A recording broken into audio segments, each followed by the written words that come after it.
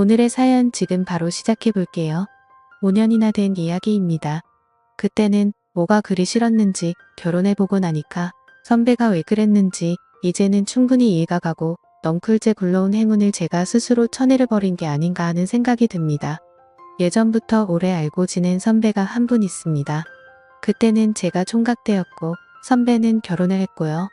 저도 직장이 생기면서 자주 찾아보지 못했는데 직장 생기기 전에는 이 선배뿐만 아니라 형수님하고 같이 해서 자주 만나 시간을 보냈습니다. 그런데 오랜만에 선배가 먼저 저한테 오랜만에 술 한잔하자며 연락을 해왔습니다. 오랜만에 만나는 선배라 그런지 조금 기대도 되더라고요. 동종업계에서 일하는 사람이라 이 일 관련해서 경험적으로 배울 만한 것들이 있었고 그때쯤 저도 직장에서 자리를 잡고 있느라 물어볼 게 좀 있었습니다. 약속 장소에 도착하니 선배는 형수님하고 같이 자리에 있더군요. 형수님하고도 잘하는 사이다 보니 불편할 게 없었습니다. 저랑 선배가 하는 일이 서버 쪽을 관리하는 일입니다. 유지 보수가 중요한 일이기 때문에 가끔씩 일이 생기면 회사에 불려 나가야 할 때가 있었어요. 그런데 마침 선배 회사에서 시스템이 먹통이 되었다며 선배한테 연락이 온 겁니다. 선배가 전화로 이렇게 하라 저렇게 해봐라 지시를 하는데도 전화상으로는 해결될 기미가 보이지 않더라고요.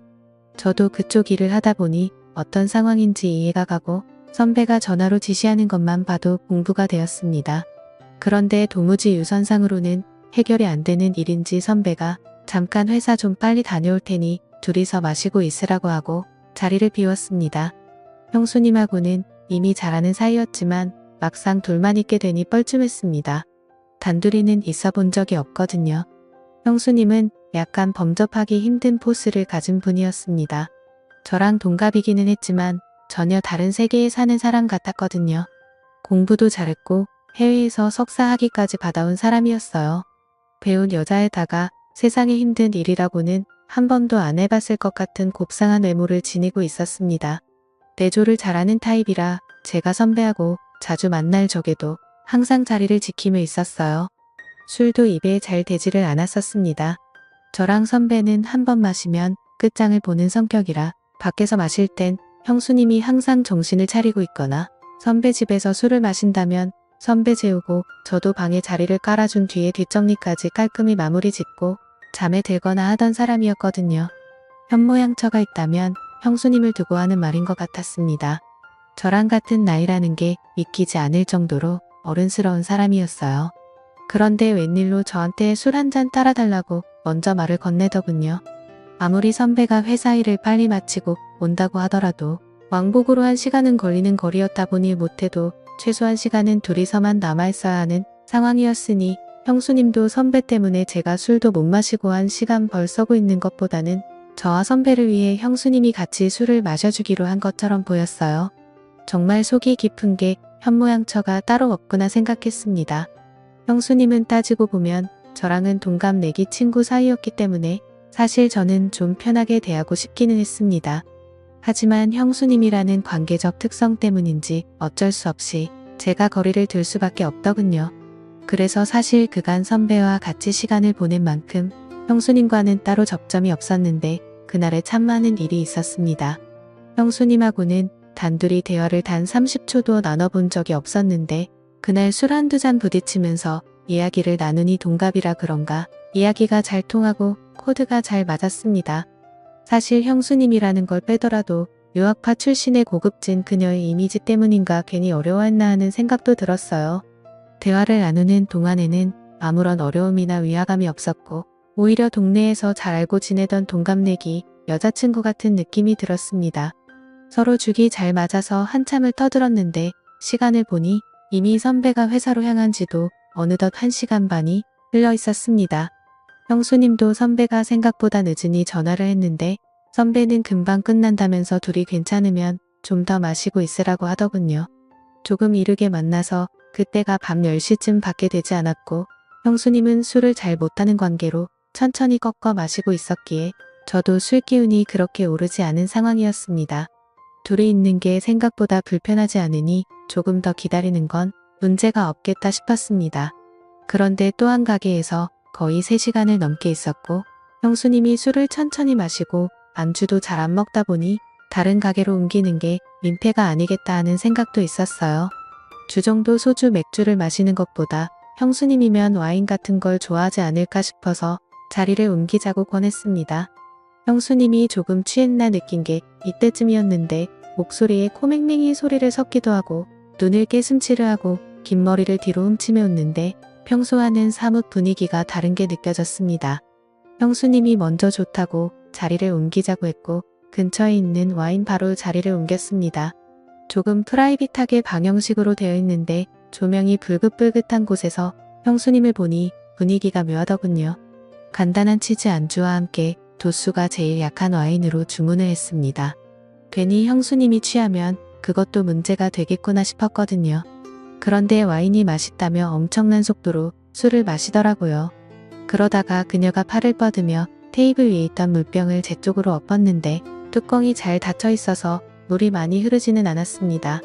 그래도 테이블 위에 살짝 흐른 물을 닦으려고 티슈를 꺼내는데 형수님도 술 기운에 당황해서 팔을 뻗다가 둘이서 서로 손을 잡아버리고 말았습니다. 서로 전기가 통한 듯 저와 형수님은 손을 맞잡은 채로 멈춰 있었고 정신이 아늑해지는 것 같았습니다. 그리고는 자리에서 일어난 형수님이 자연스럽게 제 옆으로 앉더군요. 자기가 조금 취해서 어지럽다면서 잠깐만 쉬어도 되겠냐며 제 어깨에 기대 눕더라고요. 형수님 머리에서 나는 은은한 샴푸 향에 정신이 아늑해질 뻔했지만 남아있는 이성의 끈을 잡으면서 이러면 안 된다고 몇 번을 되뇌이며 정신줄을 붙잡았습니다. 형수님은 일어날 생각이 없는 건지 계속 제 어깨에 기대서 있었고요. 선배가 돌아오면 어쩌나 조마조마하더군요. 어차피 방형식으로 돼 있는 곳이라 커튼 너머로는 아무것도 안 보여서 괜찮았고 형님도 저희가 있는 방에 들어오려면 저나 형수님한테 먼저 연락을 해야 했을 테니 문제가 없을 거라 생각이 들어서 저도 그냥 에라 모르겠다는 생각으로 어깨에 기댄 형수님을 그대로 두고 반대 방향만 바라보고 있었습니다. 시간은 이제 1시가 다 되어 가는데 곧 온다던 선배는 연락조차 없더군요. 형수님은 아직도 제 어깨에 기대서 새근새근 숨을 몰아내 쉼을 썼고 저는 속으로 애국가까지 부르면서 올라오는 술기운을 참아내려 애를 쓰고 있었습니다. 보통은 이렇게 막무가내로 주정을 부리는 사람이면 꼴보기가 싫을 텐데 그동안 동갑내기이긴 하지만 살짝 존경심이 들 정도로 제가 팔을 뻗어도 닿지도 않을 위치에 있는 것만 같던 우상 같은 여자가 이러고 있으니 오히려 형수님도 보통 여자랑 다르게 없구나 하는 생각이 들었습니다. 2시면 가게 문을 닫는다는 직원의 말을 듣고 1시간 더 버텨봤자 안 좋은 생각만 들겠다 싶어서 선배한테는 그냥 일 보시면 집으로 들어가시라 말하고 형수님을 부축해서 집에 데려다 줄 생각으로 밖으로 나왔습니다. 찬 공기를 쐬니 형수님도 정신이 들었는지 잠에서 깬 듯 저를 따라 걸었어요. 택시를 붙잡아 형수님이 타는 것까지 봤는데 형수님이 혼자서 무서워서 못 들어가겠다면서 저보고 집까지 바래다 달라고 하더라고요. 여태 흐트러진 모습 한 번 보인 적 없던 형수님이 제 앞에서 코맹맹이 애교 섞인 목소리로 땡깡을 부리니 저도 남자라 그런가 그 상황에서 형수님을 두고 떠날 수가 없었습니다. 뒷좌석에 나란히 앉아서 가는데 중간에 일부러 자리를 비우고 앉아 있었는데 형수님이 머리가 아파서 옆으로 제 다리를 베고 눕더라고요. 왜 이렇게 빈틈을 보이는 건가 싶었는데 혹시 일부러 이러나 형수님이 나한테 관심이 있는 건가 이런 생각까지 들었습니다. 저도 일단 남자였으니 말입니다. 선배 집 근처에 도착해서 택시에서 내렸습니다. 기사님한테 잠시만 기다려달라 말하고 형수님을 아파트 현관까지 바래다 줬어요. 그런데 형수님이 갑자기 술이 좀 깨고 싶다면서 저보고 잠깐 아파트 단지라도 한 바퀴 돌면 어떻겠냐고 하더라고요. 형수님이 제대로 걷지도 못하는데 어딜 가시냐고 실랑이를 하고 있는데 저를 기다리던 택시가 시간이 끌리니 짜증이 났는지 경적 몇 번 울리더니 가버렸습니다.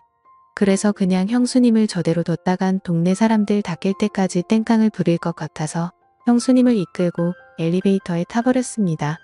집에 도착하니 형수님이 여기까지 왔는데 방까지 좀 바래다 달라면서 어필을 하더군요. 안방까지 끌고 가니 자기가 지금 너무 어지럽다면서 외투를 벗는 것 좀 도와달라는 겁니다. 형수님 술이 너무 취하신 것 같은데요. 하고 제가 한 걸음 뒤로 물러서 저는 이만 가보겠다고 하고 제 갈 길을 가려고 하는데 침대에 눕혀놓은 형수님이 어느새 저한테 다가와 제 뒤를 끌어안았습니다. 선배한테 집으로 오라고 연락까지 해놓은 상태인데 선배는 분명히 집으로 돌아올 테고 그 상황이 두렵고 불편하기만 했습니다. 하지만 이 상황은 피해가지는 못할 것 같고 형수님 또한 내 생각에는 제정신이 아닌 것 같은 상황이고 대충 장단만 맞춰주다가 잠에 들면 이 자리를 재빨리 빠져나와야겠다는 생각을 했습니다. 자꾸만 불을 켜고 오라고 하는 걸 눈뜨고 볼 수가 없어서 불 꺼진 상태로 형수님을 도와줬습니다. 어두컴컴한 방 안에서 달빛 같은 옅은 조명 때문에 오히려 불이 환한 것보다 더하다는 느낌이 들었습니다. 그때는 정말 저도 더는 참을 수가 없겠더라고요. 그래서 형수님을 확 밀치고 저는 가보겠다고 하고 후다닥 또 막 나왔습니다. 그 고상하고 조용히 했던 내가 알던 형수님이 맞나 싶더군요. 엘리베이터가 꼭대기층에 가 있어서 한참을 기다렸는데 혹시나 형수님이 따라 나오지는 않을까 콩닥콩닥 심장이 뛰더라고요. 평소에 형수님을 현모양 저의 표본이다. 나도 결혼하면 저런 사람과 결혼을 하고 싶다 하는 생각도 갖고 있을 정도로 흠모하던 사람이었으니 한편으로는 이대로 끝내지도 않고 가버리는 게 아쉽다는 생각도 들었습니다. 하지만 선배를 하루 이틀 보고 말 사람이 아닌데 어떻게 그러냐 싶어서 엘리베이터를 기다리면서도 자꾸 고개가 뒤로 돌아가더군요. 아파트를 나서면서도 혹시나 선배가 돌아오지는 않았을까 두리번대면서 나왔습니다. 잘못한 것도 없는데 괜히 잘못을 한 건가 죄를 지은 느낌마저 들었지요. 한참을 두리번대고 있는데 뒤에서 누가 저를 불러 세우더라고요. 너 뭐하냐 하면서 저를 부르는 선배였습니다. 심장이 멈춰버리는 줄 알았지요.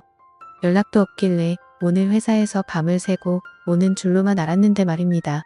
제가 괜히 눈치가 보여서 시간을 지체하기는 했지만 두리번거리면서 선배의 차가 있나 확인하는 동안 아파트로 들어오는 차는 한 대도 없었거든요. 그런데 어떻게 선배가 여기서 저를 불러 세우는 건지 싶던 찰나에 선배가 저한테 왜 한참 좋다가 그냥 가는 거냐고 하면서 무슨 문제가 있냐고 묻더군요. 그때까지만 해도 선배가 무슨 말을 하는지 몰랐습니다. 올라가서 이야기를 하자고 하기에 선배를 따라 다시 집으로 들어갔는데 술에 취해서 비틀비틀거리던 형수님도 다 연기였던 게 다시 제가 알던 고상하고 말수적은 다가가기 힘든 형수님의 모습으로 있더군요. 저는 그때까지만 해도 무슨 상황인지 몰라서 선배가 돌아와서 아무 일도 없는 척 경기를 하고 있는 거라고 생각했습니다. 하지만 선배는 저한테 충격적인 이야기를 꺼내더군요. 너는 아직 결혼을 안 해봐서 모를 거라고 말하면서요.